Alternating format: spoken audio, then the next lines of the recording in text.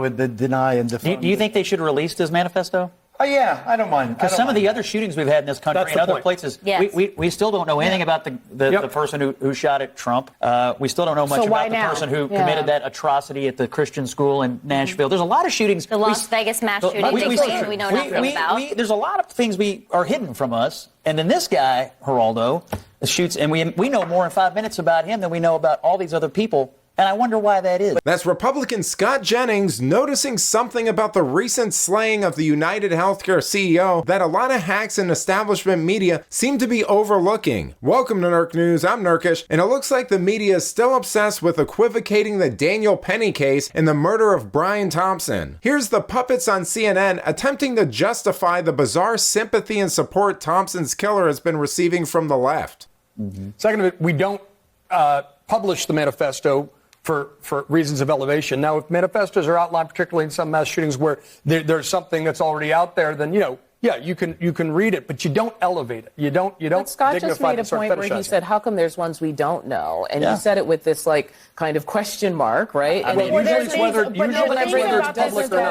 are things about this story that feel very auspicious, and so people are attracted to it. I'm not saying that it's the media's fault. That's so easy. But everyone started, who was this guy? Is he attractive? He pulled down his mask. There were all these little breadcrumbs, and it makes it feel like we're elevating this guy, but we're not. Well, this isn't a typical, and I don't want to say a typical shooting. I don't want to say anything like that. But this story, for whatever reasons, hit home for a lot of people, for better or for worse. We're not suggesting that this guy is great for what he did, but it just did. My best friend tells a story about when her father got dementia at the top of COVID. She had to literally fight tooth and nail day and night for weeks so that they would not deny his claim. So she's interested in it. People are interested because this is something that is happening. Not excusing it. It has nothing to do with the assassination. It has nothing to do with the assassination. We're not giving him substance, but we are talking about something that people are interested in. And if you can't deny the healthcare is an issue in this country. I'm not denying that at all. I'm just saying that we're walking right up to the line. Yeah, I think it's very difficult for... You've got to love how that woman says the media isn't attempting to elevate the killer, then proceeds to try to make excuses for why people are supporting him. I mean, it's clear the support for this guy is incredibly leftist coded and has a lot to do with Marxist hatred of businessmen, wealthy people, and the various other identity politics at play here. And to be frank, I honestly don't see how this murderer is going to fix the healthcare system in this country or help people like her friend's mom find better treatment. The left absolutely loves being reductive and attempting to turn complex moral issues into binary choices while simultaneously doing the reverse to more clear-cut problems like the Daniel Penny case. This prosecutor made a political decision to go after this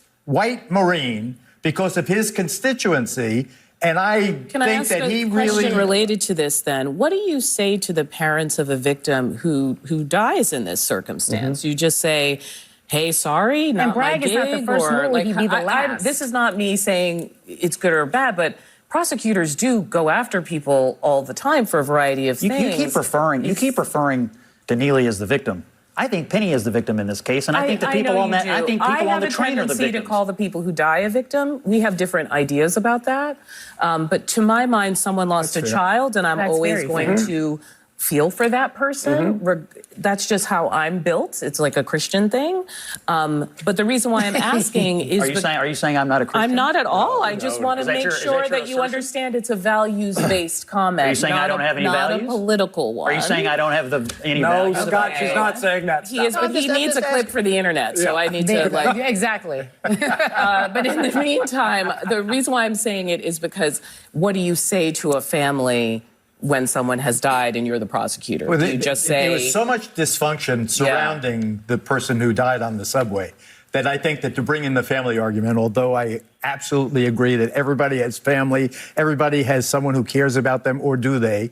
And to intervene in someone's life or to protest the ill treatment of their relative when it's the first time they've spoken to them in 10 or 15 or 20 years, and they don't let them in the apartment when they're free because they're so dysfunctional. This guy's he had a warrant on him when this incident happened. Yep. He was a bad dude, crazy man that you get on the subway, taking the subway 10,000 times. And you see this once in a while it happens. I mean, there's often raucousness.